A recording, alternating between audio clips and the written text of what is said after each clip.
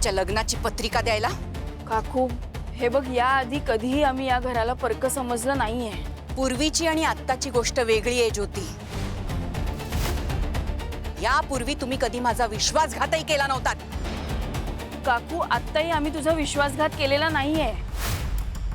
मान्य आहे मला की प्रीतीताई लग्न करून दुसऱ्या घरी जाते म्हणून तुला त्रास होतोय, पण अगं आज ना उद्या हे होणारच होतं ना.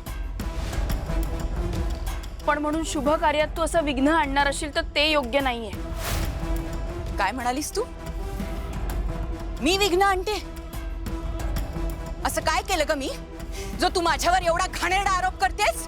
काकू तू काल घरी येऊन काय केलं हे तुलाही चांगलं माहिती आणि मलाही. उगाच मला माझ्या तोंडाने सांगायला लावू नकोस. माझ्याच घरी येऊन मला नको नको ते ऐकवतेस तू? अगं हिम्मत कशी होते का तुझी? लाज कशी वाटत नाही तुला? माझ्या पोटचा गोळा गिळलाय त्या गायकवाडांनी आणि त्यांच्याच घरी प्रीतीचं लग्न लावून देताय तुम्ही. इथे तुम्हीच खरं लाज सोडलीत आणि वर मला शिकवताय मी काय करते म्हणून. मी मोडते लग्न असं वाटतंय तुम्हाला? तुम्हाला स्वाभिमान असताना तर तुम्हीच हे लग्न मोडलं असतात. काकू बस.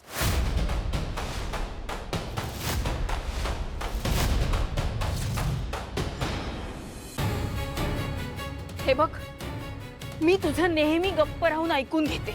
वडीलधारे समजून मी काहीच बोलत नाही याचा अर्थ असा नाही तू वाटेल ते बोलशील. मान्य आहे काकू, प्रीतीताई तुझ्या घरची सून होणार होती आणि तुझ्या मुलाची बायको. पण म्हणून काय आयुष्यभर तिने हेच दुःख गात बसायचं का? काकू तूच विचार कर. प्रीतीताईने असं आयुष्य काढलेलं सुजय दादाला तरी आवडलं असतं का? तो आता जिथे कुठे असेल तिथूनही त्याला प्रीतीताईचा हा निर्णय योग्यच वाटत असेल.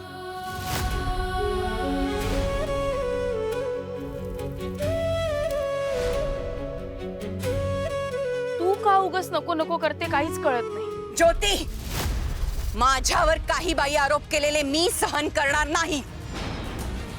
मला शिकवतेस ना, पण त्याआधी तुम्ही काय वागताय ते बघा जरा. सुजयचं सोड ग, तो तुमच्या घरचा नव्हताच.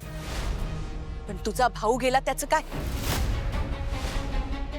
त्याचं दुःख सुद्धा बाळगलं नाही तुम्ही आणि मला सुद्धा तेच करायला सांगताय. घरात इतका दुःखाचा प्रसंग घडला असताना गुडघ्याला बाशिंग बांधून लग्नाला तयार झालात तुम्ही. तुमच्या जागी दुसरं कोणी असतं ना तर निदान वर्षभर तरी थांबलं असतं ग, पण नाही. तुम्हाला श्रीमंतीची हाव सुटली आहे ना? लाज वाटली पाहिजे तुम्हाला.